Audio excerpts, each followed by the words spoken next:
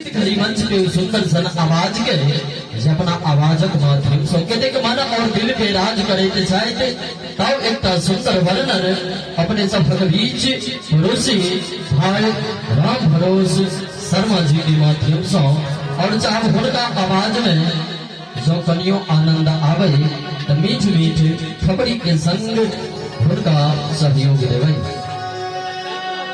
देखो देखो देखो सखिया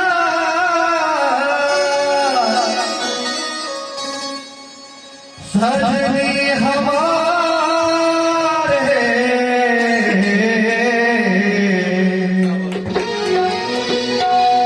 हे सुंदर पहुन मायल खिले सुंदर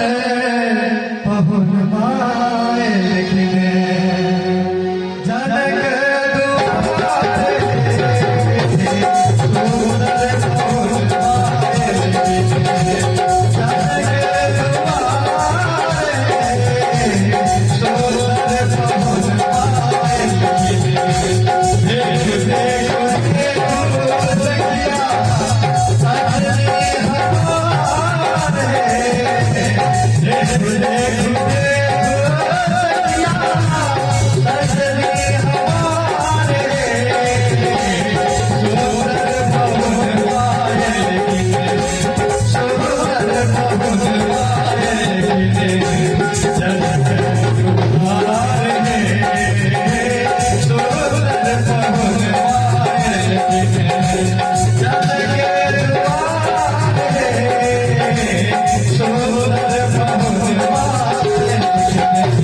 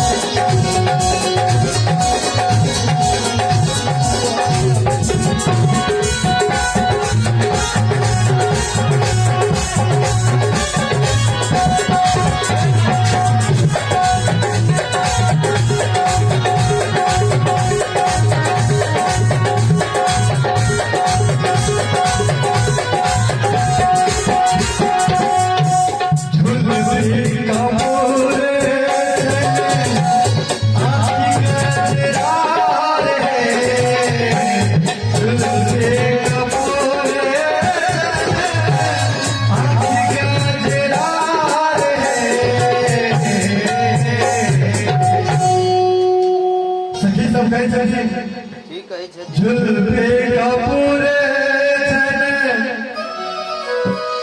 आँखी गजरा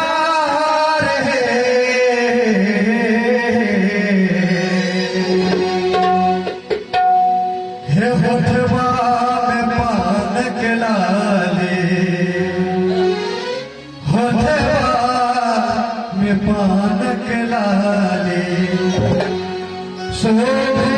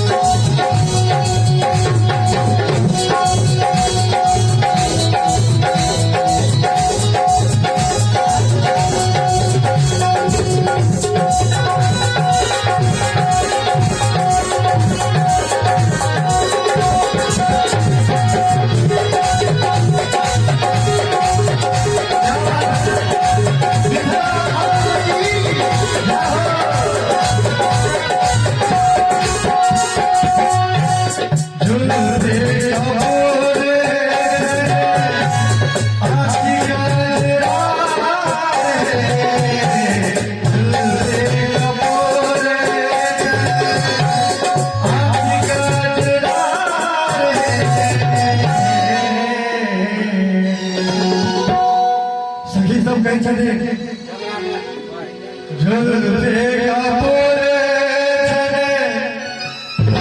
आँखी गजरा रहे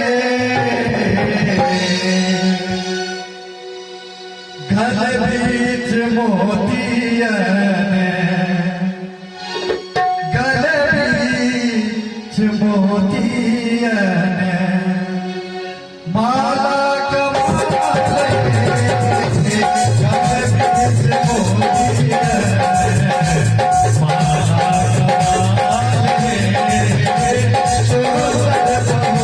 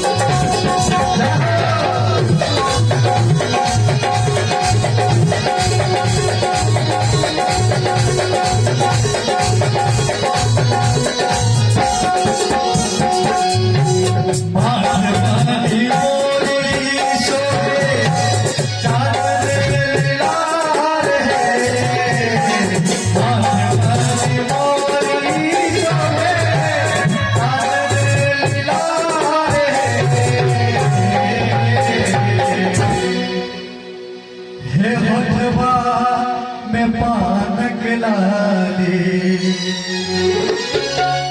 होठवा में पान लाली सोहे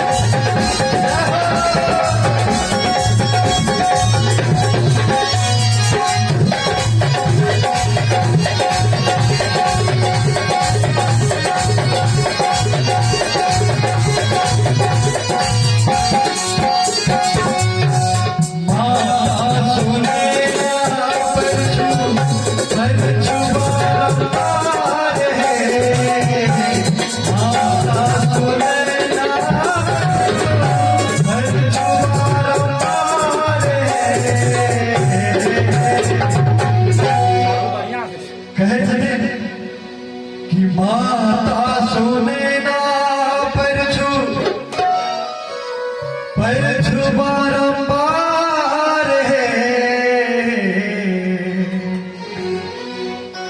भरोस मंगल गावे सब सखिया मंगल गावे भजन जयकारे